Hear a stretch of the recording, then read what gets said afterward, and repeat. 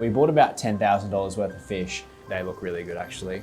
We're gonna see some dead fish. These are filled with internal parasites. That's just not good enough. We take the losses. As far as I know, I'm the only store in Brisbane that does this. Welcome back to the channel, everyone. Lots of stuff's going on in the fish room at the moment. We've had a lot of breeding recently. There's babies everywhere, and we're gonna get to that in a minute. But this week, I went kind of crazy and I took over the ordering for my store. I think I went a little bit overboard, but we bought about $10,000 worth of fish.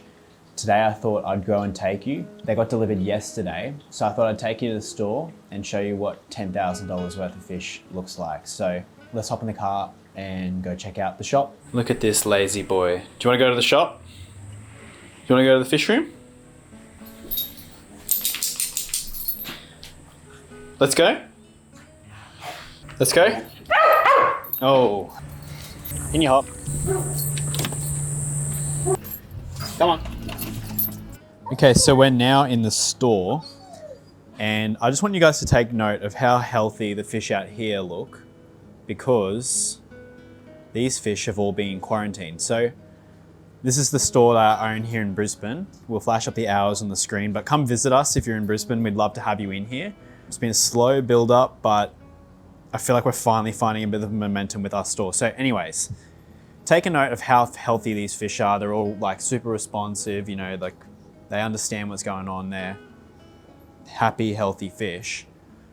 If you come back here and have a look as well, I'll show you the expansion kind of that's going on. So people would know that this used to be a breeding room.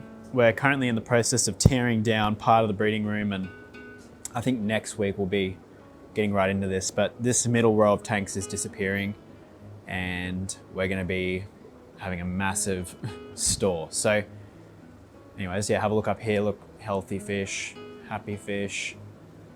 Everyone's looking good. Like these are the diamond tetras here.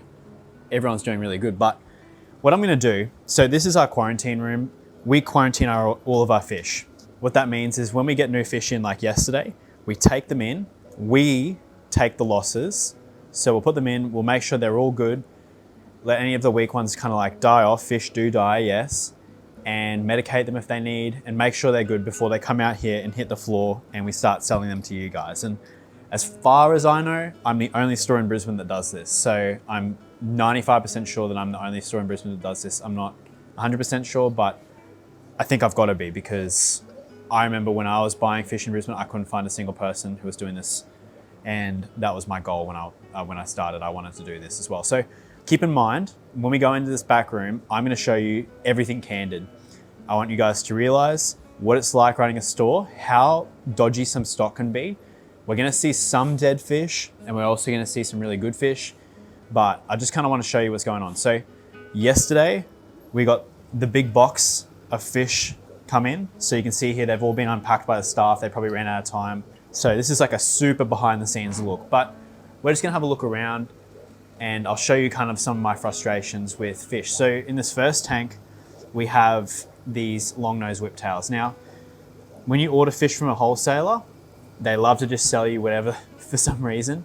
It depends which wholesaler.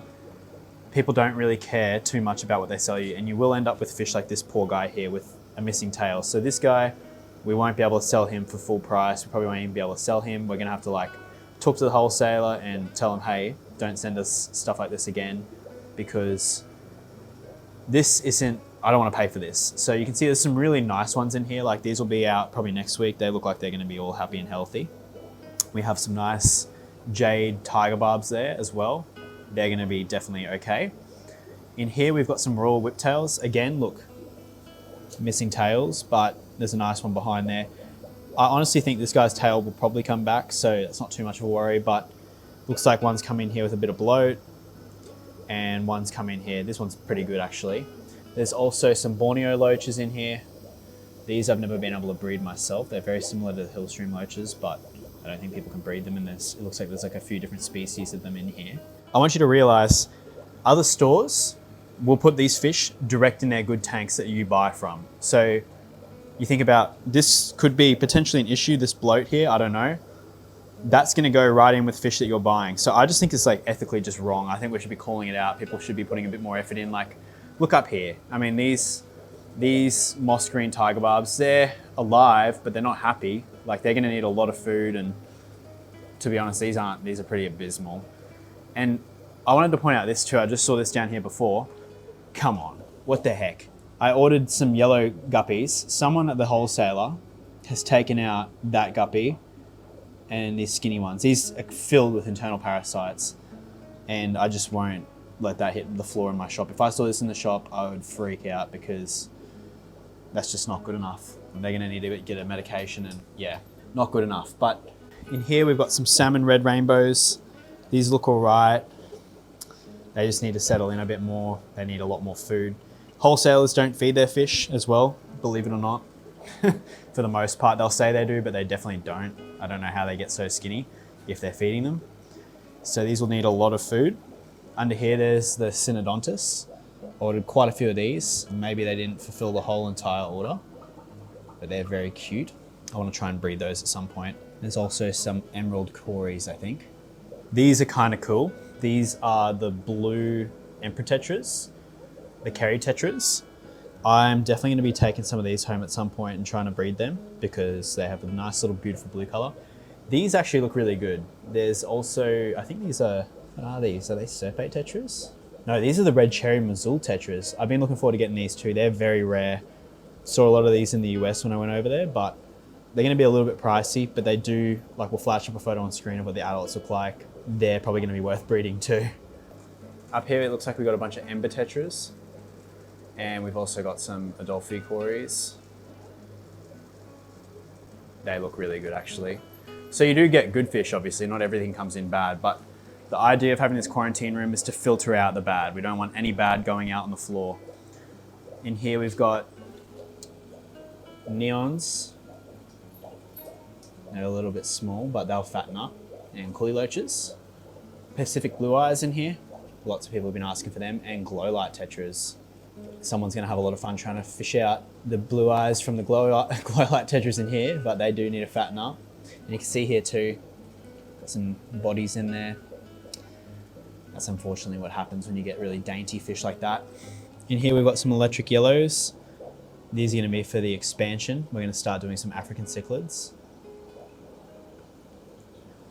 Red cap orandas. They're a nice one too. These actually look all right.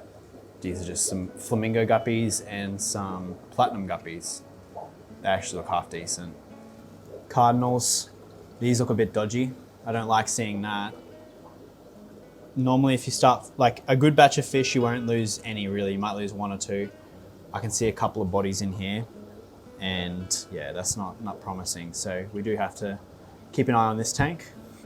These are the Cochu's blue tetra. I've never seen these in person. I spent a lot on them. There's a few skinny ones in there, don't like that, but I can also see a couple of bodies. Hopefully they fatten up. We do feed all of our fish brine shrimp, so you can see over here we've got a bit of brine shrimp going. These will be fed to, well, these guys.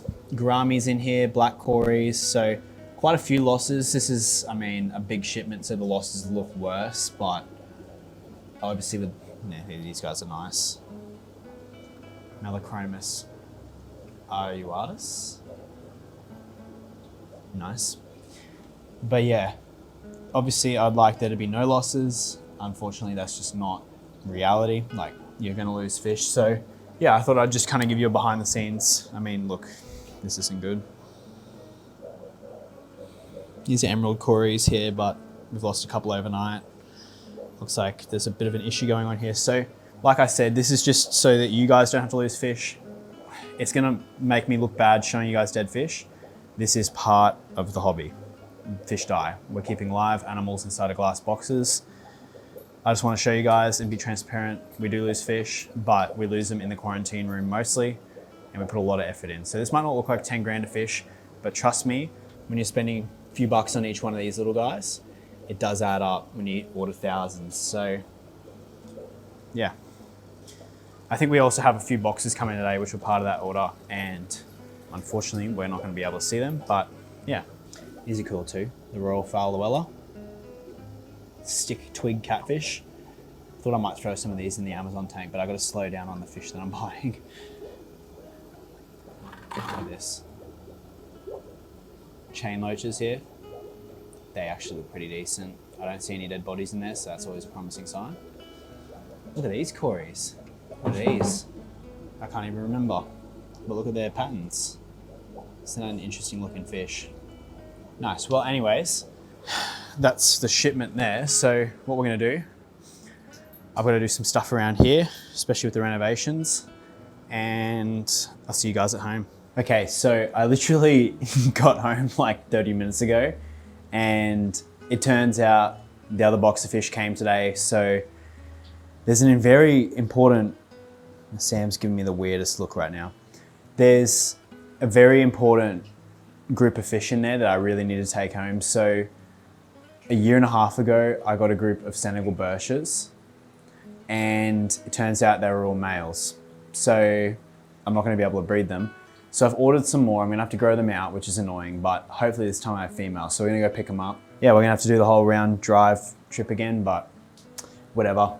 I love fish so much that it's worth it. So we'll go, now we're gonna go back to the store. Come on, Sam. Let's go. This whole vlog's just gonna be a Sammy getting excited to go to the shop vlog. Come on, going to the shop again. Whoa. Off we go. Okay, all right. There's a lot of fighters. Need to find some spots for these. No biches, I don't think, in here, so. Oh, look at that giant. He's a big boy. Oh, wow. Well, we'll have a heap of fighters then. Oh yeah, look at that one. Big rig. All right, we're still looking for those prehistoric worms. This one's a bit lighter. Any worms? What are they? Oh, pygmy cories. One worm. Oh, they're little, huh? Yeah, they got a lot of growing to do. I'm worried the ones I've got will eat it. Yeah, they'll grow fast. I got 5, so put them all out. I want to check if they're females. The males, I think, have the hand. Like, it looks like a... And the females have a point. So... Oh, there you go. Do you have any clue how long it takes to get them up to size? Like a year? Yeah, a year. Yeah. I don't know if my other ones will eat them. That's the problem. Oh, wow. Yeah, no, this isn't... These guys definitely much better quality wholesaler. Nice. All right, well, I'll get these home.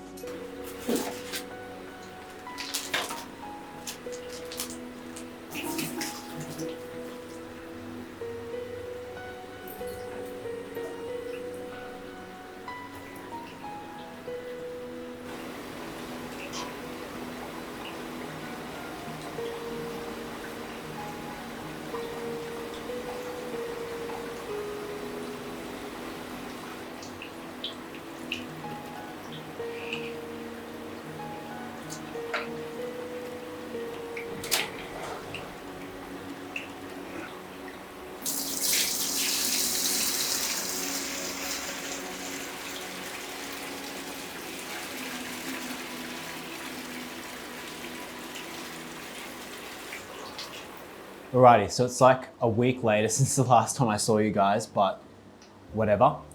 I've got amazing news. Now, I didn't kind of notice this until today, but I recently had my Harlequin Rasboras set up in here, and everyone knows I've been trying to breed them for a long time. So the different thing about this setup was I added some peat moss down the bottom, like I do with like my neon tetras, and I also added a spawning mop in here, as well as my Anubias copperfolia.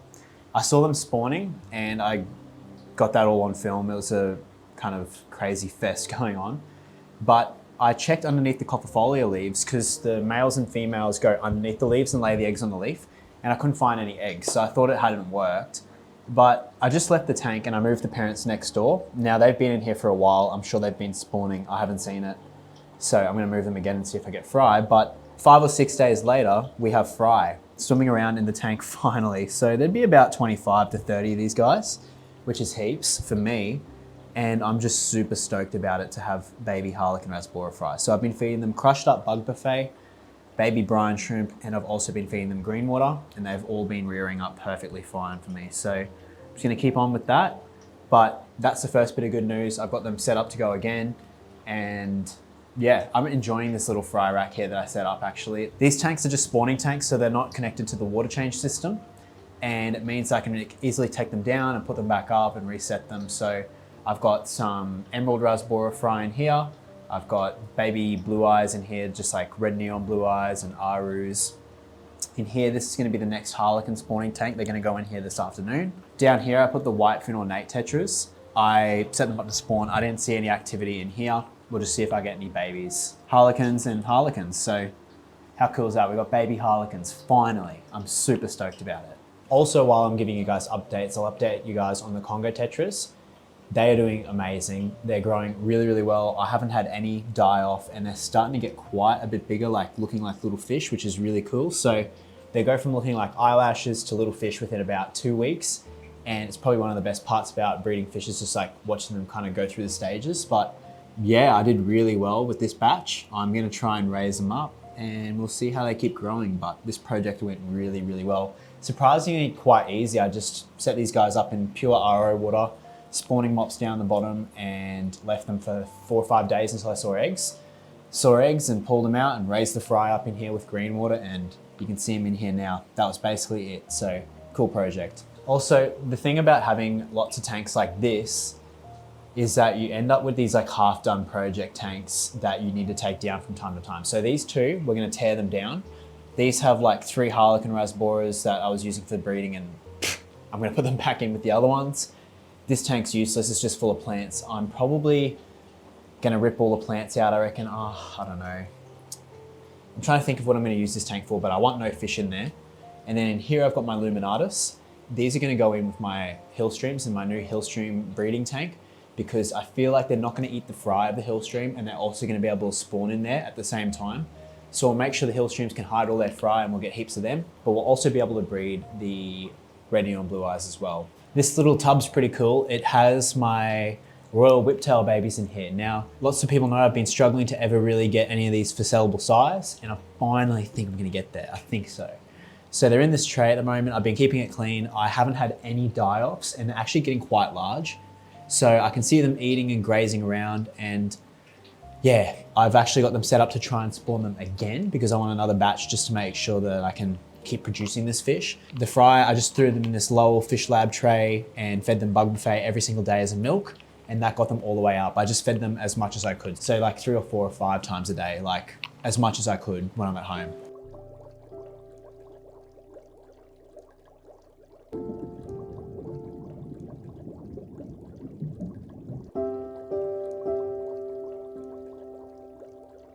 I also just quickly want to take a moment to document how cool this rack of tanks just looks as a wall. Like this is all the baby grow out tanks, and it just looks so cool. Like look at these electric blue caras like piranhas here in the water. Down here I've got the Senegals. They're doing great since I added them, so I haven't had any of them die. Hoplos are doing amazing too, growing out great. That's just obviously, I'm super proud of our quarantine process because those fish are just fantastic. In here, we've got the koi angel babies getting massive. They're actually getting so big. They grow really, really quickly. Next door, we've got praecox rainbow babies, but they're also in here with a bunch of blue eyes. So this is just like how I grow out all of my natives. So they all go in the same tank together, and I just feed them bug buffet and brine. Here's the oldest batch of bedders, and there's so many cool ones, so many different interesting colors. So I can't wait to see what these look like in like another month's time, because at that point we can probably take them and use them for breeding again and continue on our line. In here, more baby bedders. These are like the backup batch in case something happened to these, but these are looking amazing. So I'm sure these will just go to the store. These are some really little koi angel babies in this middle one, lots and lots of them. In here, we've got more rainbow babies, and there's also 397 babies in this tank here too. So you just have to look a little bit harder, but there's tons of fry growing out in here. Up here, I've done something really interesting that I also need to blabber on about for a second because I think that this is kind of cool for a fish breeding room. But this top tank here, these are the low boys. They're 2 foot or 3 foot, I think, long by 2 foot wide. So really interesting size, and they're only 20 centimeters high. what I've done is these catfish weren't breeding and they were getting water changes like every day, 50% or 100%, because I change all the water in the breeding tanks really often to keep the fish growth up high. So when they were getting those water changes, I think it was wigging out the catfish a little bit, and I think they need that like super clean to dirty to super clean to dirty process to get them to spawn, because otherwise they just think, well, it's still, I've already done my spawn for this rainy season, you know what I mean?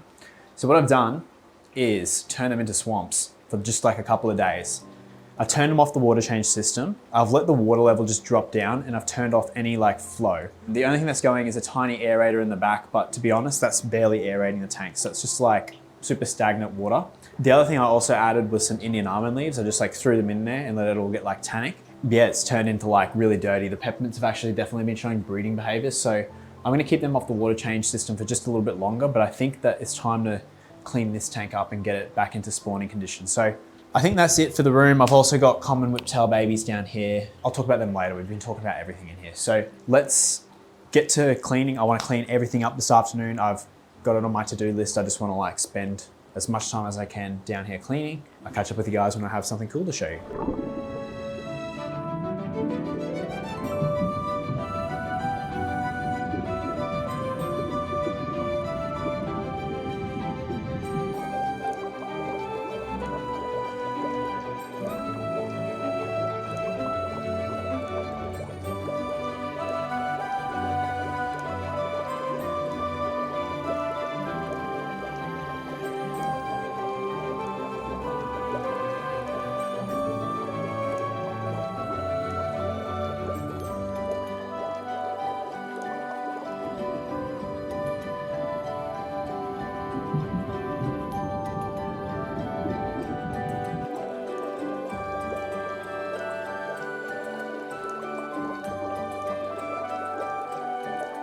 All right, well, to finish this vlog up, we're just gonna have a quick look around the room and I'll show you guys kind of what we did. This vlog's gotten away from me a little bit, so it's been about like, I don't know, 14 days of progress here, but we'll just go like tank by tank and I'll quickly show you what's been going on. So Sam's down here hanging out on his new fish room doggy bed. Isn't that right? Yeah, you like hanging out down here now because you can sleep. Firstly, we'll start up on this tank. Our royal whiptail male has already spawned again. So you can see there he is, and he's got a brand new batch of eggs. So I figured out, I think, the best way to spawn these little dudes. So what I do is feed them a ton of Bug Buffet green cuisine, and I also feed a ton of green beans to the adults. You can see in here I've got a power head. What I did was I turned the power head off, so the tank was just stagnant, and I threw a few Indian almond leaves in there and like let it get really tannic and roddy, like just like the rain had stopped. And then I turned the power head back on, did a water change maybe 4 or 5 days later, and they spawned. So I think that's how I'm gonna spawn them from now on. And that's really, really good news. You can see our babies are growing out fantastic. Here are the angels, all growing out super duper well. Like there's some really nice colored ones in here. Most of them are koi pattern, which is really good. And then in here we have baby blue eyes and baby praycocks. I probably need to give the glass a bit of a clean, but there you go, you can see them kind of well there. Look how good the baby bedders are growing as well. There's some cellophane ones you can see, like this one here. What a beautiful little fish. I reckon that one will turn into like a koi. That's a male.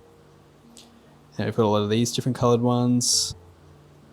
They're all growing really, really well. I've been feeding them a ton of food though. And then look at all the babies next door.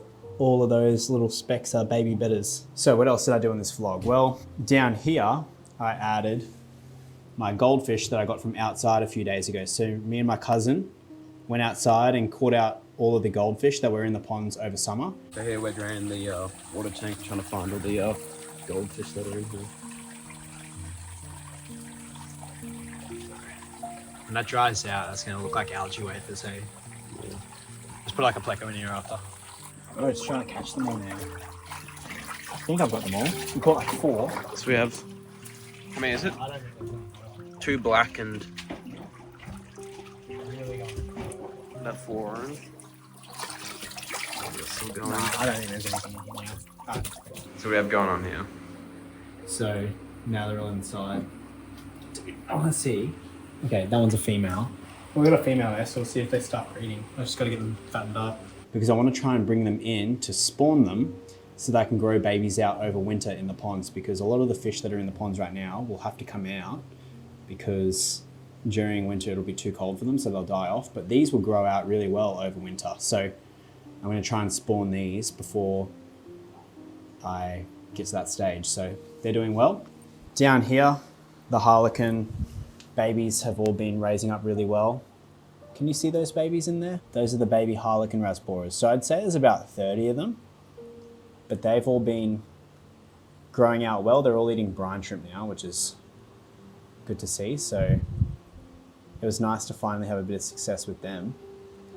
I'll be trying to do another batch of them soon, just to nail down the process. The other night, I pulled out a batch of the super red bristlenose, and they're growing out really well in this box. You can see all of the babies in there. So I've just been feeding them these Indian almond leaves, as well as some crushed up green beans from the can and some green cuisine powder. So they're all doing really good. Haven't lost any of them yet. There's like 100 of them. It was actually really fun. The male was in here, and me and my girlfriend Sanam pulled out him, and I showed her what it's like to get all the babies out, and she thought it was pretty cool. He's gonna be pissed. All right, he's gonna protect them. He's gonna jump out straight away now. Come on, Dad. Oh, something's. Why is it making it that flashing? Oh! Oh, babies! There's heaps still in there. Congo tetras are growing out great. Have a look at these. You can see they're actually turning into like little fish now. So they love bug buffet, but they also love their brine shrimp. And they're fattening up really well. I actually haven't really lost any at all. I haven't seen a single dead one yet, so hopefully I didn't just jinx myself. But again, they're kind of hard to film. You know, these are little fish. You know, they're tiny. So bear with me when you look at this footage. Like, this is sometimes the best I can get with the time I have. Oh, I've got to show you this tank. We ended up pulling these tanks apart, like I said I was going to do. You can see we've got the trio of longfin bristlenose in here. So there's like the male there. You can see him. He's a really, really beautiful one. They're great to breed for profit. They always sell in our store, the longfins. So I'm just going to leave these guys, let them breed in here, get some babies from them. I've taken the luminatus out and I put them in this tank, which I re-escaped.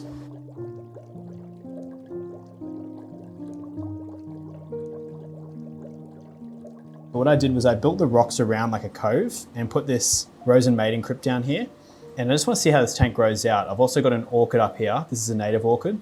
And I've directed the sponge flow like a little waterfall down here. So I added some moss and some ferns. But I reckon it's going to be really cool to see how this goes over the next few months with breeding the hillstream loaches that are in here. And I really like this little idea to have some flow coming with the sponge filter. You can't even tell this is filtered by a sponge filter. So you can see here too the adult hillstream loaches on the front of the glass. So hopefully they get cooking soon and they start breeding. But yeah, it's definitely gonna be hard to clean this sponge filter. So what I'm thinking of doing is just leaving this tank. And when it comes time to tearing it down, I wanna harvest out all the hillstream loaches anyways, and I'll clean the sponge filter then. But I'm gonna add a bunch of houseplants in here to keep up with the waste, and I reckon it'll be fine. But I can also breed the luminatus in here, which is good, but we're off topic. So these two tanks, I'm using this tank to grow out baby common whiptails, which I hatched out. So I've been crushing up bug buffet into a fine dust, and you can see all the whiptails on the glass here. I've also been feeding them brine shrimp, but I had them in here with some angelfish, and the mystery snails overnight have eaten all of the angelfish. So that's the last time I ever add mystery snails with baby cichlids again, because they 100% eat them at night. Like, there was 500 angels in here and they're all gone. So they haven't eaten any of the whiptails as far as I know, because the whiptails are nocturnal. But the angels are asleep on the floor at night, and these mystery snails just gobble them all up. So I'm a little bit devastated about that, but we have so many angels over in this tank, and this tank has like another 300 little babies at the back. Yeah, I was just a little bit upset about that. But the other thing that's cool in this tank is there's like a big black worm culture down the bottom here. So I don't know if you guys can see all those little worms that are in the substrate, but there's a ton of black worms in here that have been culturing up. So pretty neat. So that's what's going on in these tanks here. And we've, you know, teared them down and redone them now so they look nice. Down here as well, we have the royal whiptail babies, and they are doing so good. I've got them in this Zis box here. This is just one of those Zis hang-on breeder boxes, and we actually sell these on our store, so you guys can go and get them if you want. But they work so good, and I've just been feeding them lots and lots of baby brine shrimp, lots of bug buffet, and you can see they're all growing really well, like their bellies are getting nice and full, and they stick on the sticks, and they like the flow in here. So I'm really happy with these Zis boxes. I was using the Lowell's fry trays, and there's nothing wrong with the fry trays, but I find these Zis boxes are just so much better engineered. I mean, Lowell's done a great job with his product, but I needed something a little bit more sturdy. I had the frames were cracking and stuff because they were 3D printed, and I just couldn't get them to sit properly on top of my tanks. So there's nothing wrong with this product. I will continue to use it, but I have been using these Zis trays as much as I can because I run into less issues with them. So they're a little bit foolproof, and I like that. So I've been using these, nothing to discredit Lowell. It's just like that he would need to take his product to a Chinese factory and get it done properly. But these work really, really well. So yeah, all the babies in here are doing fantastic, and I should have these in store in a couple of months' time, but I've got eggs of them on the way again. And man, I've been having so much success with the whiptails. Look, the common whiptails on eggs again, look at him. And then over on this side, more eggs as well. I don't know if this mystery snail's trying to eat them, but he's doing a pretty good job to protect it. So you can see here why I hate snails. They're just painful, but they do help clean up the tanks. But yeah, that's, I think, everything that kind of happened in this video. So I might have missed stuff, but you guys will just have to stay tuned.